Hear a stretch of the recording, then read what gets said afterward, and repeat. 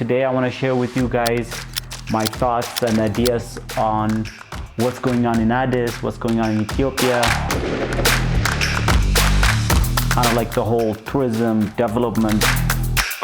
A lot of things have been built. The city is kind of being reborn. So I wanted to just take a minute and talk about a few things in that. Hello guys, welcome back to Dejene Ethiopia Tours. I am Dejene host. Today I want to share with you guys my thoughts and ideas on what's going on in Addis, what's going on in Ethiopia, kind of like the whole tourism development, city beautifying, everything that's happening that's exciting, and my thoughts on what's going on. I hope you guys like this. And for some people that are gonna be coming to Ethiopia, there's some exciting stuff going on in Addis. A lot of things are being built. The city is kind of being reborn. So I wanted to just take a minute and talk about a few things in that. If you guys like this, please subscribe so that I can get to 10,000 subscribers.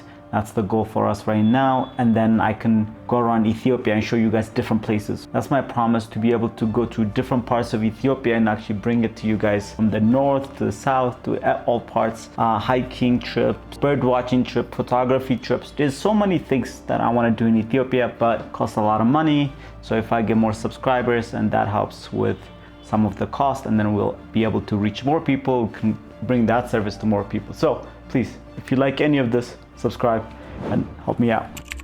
What is going on in Addis Ababa? So right now there's so many constructions going on. The government has this project where they're going through saying, beautifying Addis Ababa. So corridor beautification. Pretty much everywhere is being torn. Even right now, I don't know if you can hear some of the trucks moving around. The government really decided to beautify the city. And it's a very fascinating way, because I want to kind of go back a little bit and tell you. The Ethiopian Prime Minister came into power, Dr. Abiy Ahmed. And one of the first things that he did was renovate his office. And, in a country like Africa, whenever a leader or somebody beautifies their own office, everybody went crazy. Not everybody, but people were really reluctant and didn't believe that this was for greater good. It's just beautifying things for himself. And then after that, one of their main agendas that the Prime Minister talked about was, we need to change the whole infrastructure and the whole thinking of the government. So one of the things that they did was they renovated their office, but they did it in a very short time, like I think 2 months or 3 months. That's what they said. And while they were doing it, they brought in the ministers and different people from the different administrative parts of the Ethiopian government and said, look, this is what we're doing. And then they said, we're going to do it in 2 months. So, and then, obviously, the whole re-infrastructure thing, you don't believe in 2 months. And that happened. And beautiful office, even in videos and stuff, we'll try to show you guys where they have their meetings and stuff. Beautiful office, really well done, really modern, great taste. So then it was different parts. So the government offices and stuff like that have to, renovate their office. So they renovated their offices, all the way from the Ethiopia Telecom to the, Addis Ababa City Administration and all the different agencies and stuff like that renovated their office, which was pretty cool. Then there was parts of Addis that they started building up. So where the Prime Minister's office is and home is a huge palace that Ethiopian leaders have lived there for the past maybe 30 years now, 40 years now, or something like that. When Addis Ababa was founded, Menelik built his palace up there. So they renovated that whole section, half of the section, which we called the Unity Park, and made it into a park. So you can actually see one of the first palaces in Addis Ababa in the palace right now. When you go to the Unity Park, which is part of the palace that nobody would have even, driving close to it, it was scary. Now you get to tour it. Then what they did was, then the different parks like Friendship Park, then Ntoto, which is up northern, up the mountain, and then the Science Museum, and on and on. So there's a few projects that they beautified. So that was great. And then now it's the whole corridor project, meaning every section, the roads are being expanded slightly, like maybe the car roads are being expanded slightly, but mostly they're adding walkways for people and bike lanes. And all of it is being beautified, and they're adding greenery areas. So that's taking a whole, maybe it's been a year and something, maybe a year now, since they started this thing, and it's going on. once they finish with certain areas, they'll pick like 6-7 areas that they're gonna beautify, and then they're removing a lot of like the older houses and all that kind of stuff. It's crazy, the amount of work that's being done. But once they're done with a certain group, then they move on to the next one. What's the most visible part of it? Like, you can see the construction is going on all day, all night. A lot of projects. So it is like the city project that they're working on, and also beautifying the rivers, because Addis Ababa has a lot of rivers. So one of the things that they're trying to work on is beautifying the river, cleaning it up, and making it a place where you can walk around and hang out, and maybe a nice park area and stuff like that. And instead of being a place where every time you pass by it right now, it kind of hold your nose because it stinks. Like, everything gets dumped in there, it's trash and very, very bad. But when they beautify it and it's going to be clean and it's going to be beautiful, that's going to be fantastic. Some parts of it are done. The Piazza area is completely done. Bole area is mostly done. Like I was saying, so one of the visible parts of somebody that lives here right now is like electricity goes off a lot because they're working on it, and also we have electricity issues in general, and then water issues. But the roads are being, like every day, like it's amazing. They're working 24/7, and the way they did this kind of construction stuff that I've been told is like, you get the contract, you get the bid, and you agree on how much you get paid and the whole thing, how long it has to take, but you do it first, and then you finish on time and you get paid, and you move on to the next one. So they've kind of completely changed things around from giving you the contract, paying you, and then waiting for you to finish it. And sometimes there's delays and all and on, but now it's more of like, you get the contract, you get the timetable, and you have to finish it in that timetable, and it's kind of is on you. So therefore you kind of get it done quicker. So in the US, there's there's a part where it's like cost plus 10% or something like that. Like, it's cost plus. So you take as long as you want and your cost, and you make a little bit of money on different things, and then you get plus. So kind of, it's the way the government does it is very inefficient. And here they're completely trying to change that and saying, this is what we want, this is how long you have, this is how much we'll pay you. And if you can do that with higher quality and get done in a day, like, you make the money. It's usually like a 3 months contract on different parts, so you make the money. So that's fantastic, and that's going great. As challenging as it is for somebody that lives there and a little bit of inconvenience, it's quite a beautiful thing to see. How is the life of everyday Addis Ababans, the city, affecting people? Like I said, there's a lot of construction. There's a lot of traffic right now because roads are being worked on, trucks are moving 24/7. Sleep is a bit challenging sometimes when they're working on your area. And then, like I said, electricity, water, and the inconvenience of traffic, and the dust, and roads being cut up and stuff like that. Actually, there's an area that I walk by almost every day now, that I take a long walk, and it's beautiful. So when it's done, it's beautiful. So it's quite enjoyable to see. So the effect is huge. And there's also a lot of people that are being displaced. So if you're building or houses like on the road that they're working on, they're asking you to move it in a little bit. Like, some parts of it might be taken away from you for the government. There's people who are like buildings that have been very close to the road, that now they have to open up some part of their first floor so that they match with the road and people can walk through, and it's being cut through that. People who are being completely displaced to different places. So that's a hard life. So that there's quite a huge amount of complaints, and also half happy, half complaint, let's put it that way. I don't know the exact data, but what they're trying to do is give you an apartment building, or what they call the condominium complexes in replacement. But a lot of the people are getting moved from their part to different parts. So that's a lot of the complaints. But I think if they really give people, instead of like a shanty, broken down, like no toilet, like mud place that they're tearing down, and they give you an apartment complex, that's really, really, really great for people. And a lot of, obviously on TV the government shows you good stuff, and then there's people complaining on that side. So you can't be, I don't know where the truth is, what number of people and stuff like that, but I think they're really, really trying to place people in apartments or whatever they're choosing, or giving them a different location to build on.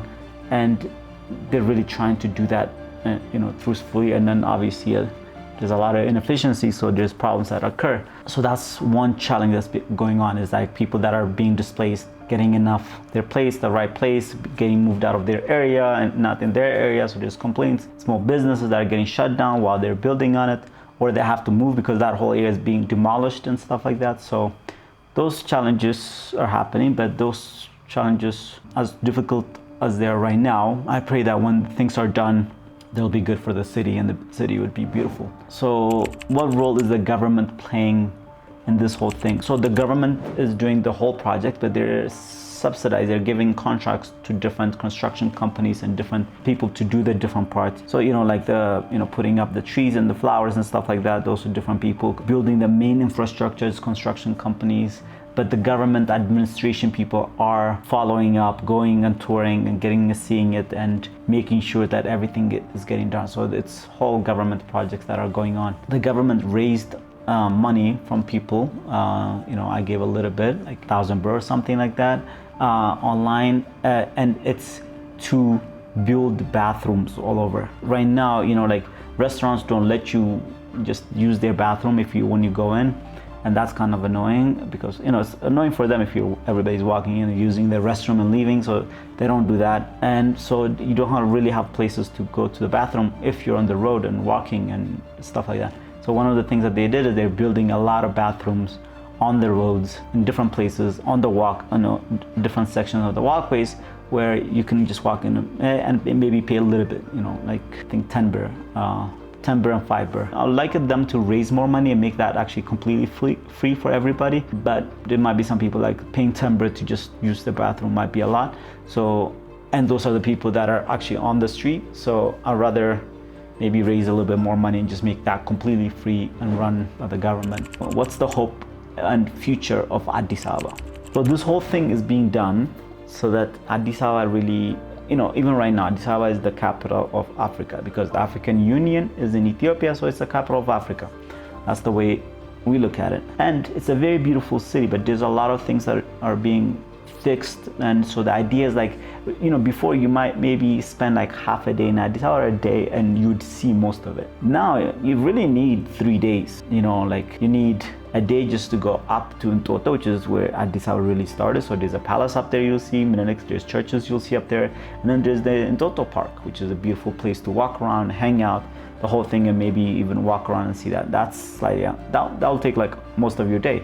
As you're coming back, you can do the Shomeda, which is like the shopping area, traditional shopping and stuff like that, beautiful. Let's say your day is done. The next day, you can just do the museums in Addis Ababa. So let's say Friendship Park, Museum, National Museum, Lucy, Ethnological Museum up in the Sidiskilo University, and different parts of Addis Ababa. You walk around Piazza, and you go to the Adwa Museum, and let's say even if you drive through Mercato or stuff like that. And then day 3, even just the Unity Park itself could be a whole day. There's a lot of things in there, small zoo, museums you'll see, palace you'll see, different, like that takes a whole day out of you. And then the Science Museum by itself. And then now, maybe a few days ago, they renovated and inaugurated the National Museum. So that would be a big deal. It's called the Jubilee Palace. So now recently they renovated the National Palace of Ethiopia, where Haile Selassie used to be there. The palace was built for his 25th year as Emperor of Ethiopia, so they call it the Jubilee Palace, and that was renovated, and the cars and the gold and different things that Ethiopian history had is being displayed, and I can't wait to go. It was just like inaugurated like a few days ago. Macron was in Ethiopia to inaugurate that, and that was very, very exciting. So that is going to be one thing. So there's so many things to see, and also like you want to walk around the city and get Piazza is a great place to walk around, Boli is a great place to walk around. There's so many different parts.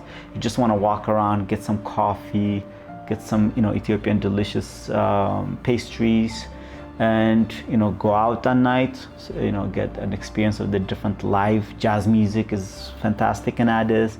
And then clubs, if you enjoy bars, just chill areas, you really get everything. So that's going to be a fantastic thing.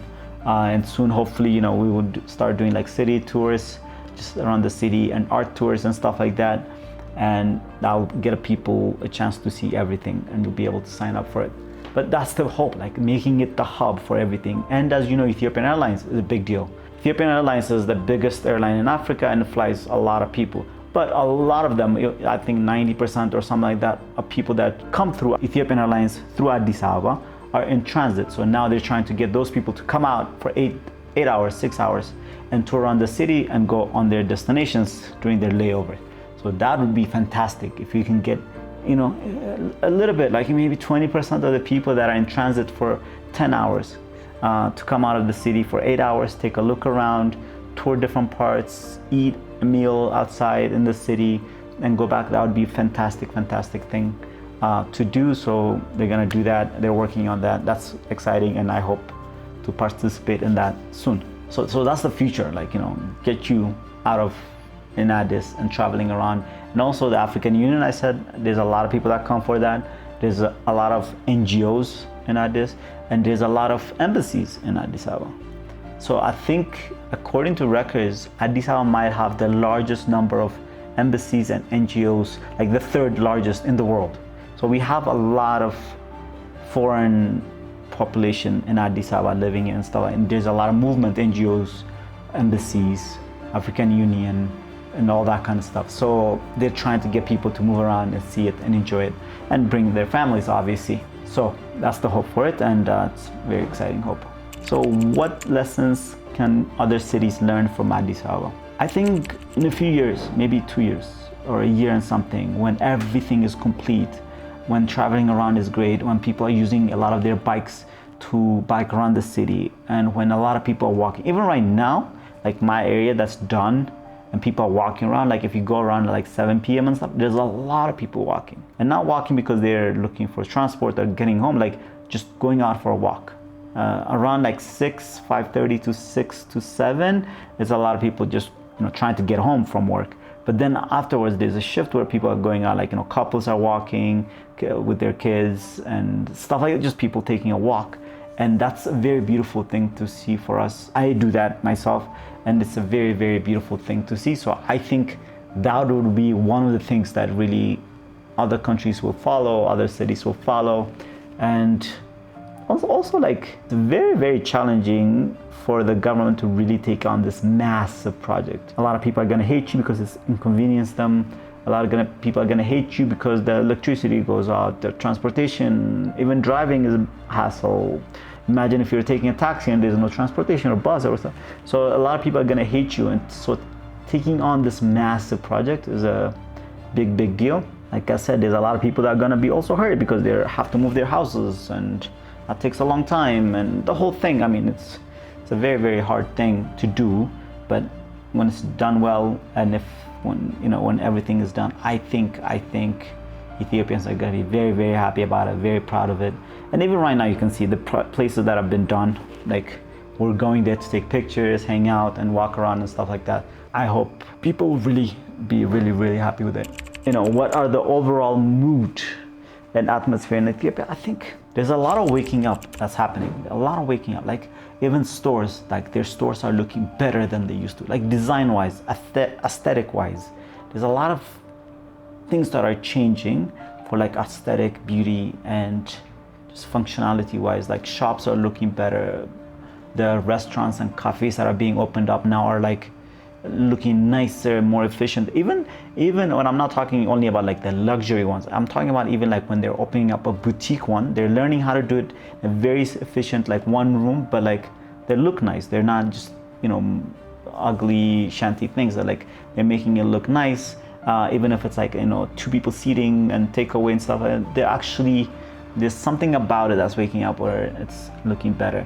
And now if they're implementing a lot of like the mobile payments and mobile money and stuff like that, everything is incorporated. That makes the city so much better to move around, to go eat something, just pay with your phone, or send on your phone, and that is becoming a great thing. But there's a lot that's happening. The change is happening progressively, and that's coming from different parts of development of the city. The infrastructure is changing. You need to make beautify, and then some parts like around Bole and Piazza and like main center areas, they're telling the people, business and stuff, they have to stay open until like 9 p.m. So that means you can actually after work go around and stuff like that. I don't know if that policy is the best policy or like why, but I think once people get used to going out at night, like around 8 and 9 and walking around shopping and stuff, and if it makes financial sense for people, because obviously you don't want people to just stay open for no reason for a lot of hours, I think that would be a great thing. I just don't know the effects of that. So overall, this is what I've think, like it's beautifying, it's changing, the greenery is changing. Ethiopia has a big movement of like the green legacy movement, which is just planting millions and millions and billions of trees to fight climate change. So that's what's going on in Addis Ababa. In the next videos, I'm going to talk about what's going on in Ethiopia in general, but like we have a lot of things going on right now as a country. So we just finished the Ethiopian Renaissance Dam, which almost caused a war with Egypt. That was a very big deal. Right now we have a big conflict, something big tension going on, because Ethiopia is saying, I need a port. So we need a port somehow. We're a population of 130 million people and about to be 150 in like 20 years. So we need a port, and our economy is really growing. So we need a port. So that's creating some tension. Somalia, maybe even Eritrea. We have some kind of agreement with Somaliland. So we'll talk about that. And then our green legacy, planting trees and stuff like that, we'll talk about that. And then we have another huge point, right? All the beautifying in Addis that's going on is going to be happening outside. So that's going to the corridors and the different cities like Harar, Gondar, Bahardar, like major cities, major areas. That's happening. And then that's going to go to the farmers, even like the countryside, not even the cities, but the countryside, how farmers should structure their areas and stuff like that. So we'll talk about that, and that's like a crazy things that are happening, and I hope it will be for the best for the country. And it's a very big infrastructure that we're taking on. And on top of that, like maybe 5 months ago, Ethiopia did a whole economic reform. So instead of pegging our birr, they floated the money to fight the black market, foreign currency and stuff like that. So that's like a huge thing that could have really crashed the economy. It seems to be paying off because black market. So the $1 was about 57 birr, I think, when they changed it, the bank rate. And the black market was like 110, 120. So like that was big gap. So now they've broken that, and right now birr to dollar ratio is like $1 is about $127, and black market is right there also. So that's like a huge thing, because now all that money is moving through the government, not the government, through the banks, and that's a really great thing for the country. And I think they've talked about how much money has really gone through the banks legally, and a lot of the businesses are, instead of like going through the black market, now they go through the legal route, which means taxes, which means everything improves for the country. So that's a great thing. So these are touches on what's going on in Addis Ababa, and then we'll talk next video, like I said, what's going on in Ethiopia, and then we'll talk about what I'm trying to do in another video. But right now, I hope you guys like this video. Please subscribe. Really need more subscribers so I can show you guys around Ethiopia. Thank you very much.